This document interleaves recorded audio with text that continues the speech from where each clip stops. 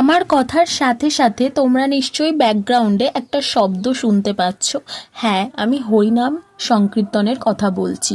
আমাদের বাড়ির পাশে এক জায়গায় অষ্টম প্রহর হচ্ছে, সেখান থেকেই আজ আমার এই ড্রয়িংটি মাথায় আসলো।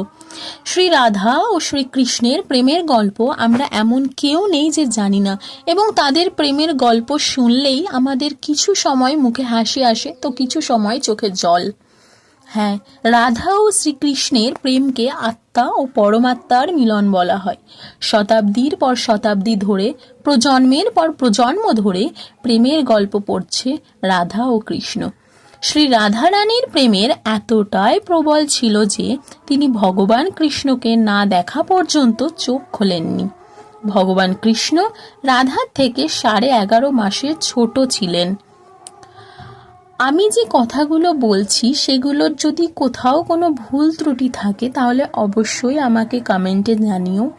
আর কেন শ্রী রাধা কৃষ্ণকে না দেখা অবধি চোখ খোলেননি তার পিছনেও একটি গল্প আছে। তোমাদের যদি সেটি জানার ইচ্ছা থাকে তাহলে আমাকে নিচে কমেন্টে লিখে জানিও। আমার ভিডিও যদি তোমাদের ভালো লাগে তাহলে অবশ্যই একটা লাইক করে দিও, ভিডিওটাকে শেয়ার করে নিও, আর আমার চ্যানেলটিকে সাবস্ক্রাইব করে পাশে থাকা বেল বাটনটি ক্লিক করে দিও আমার ভিডিও তোমার ফোনে সবার আগে পাওয়ার জন্য। চলো আজকের মতো টাটা। জয় শ্রী রাধা কৃষ্ণের জয়।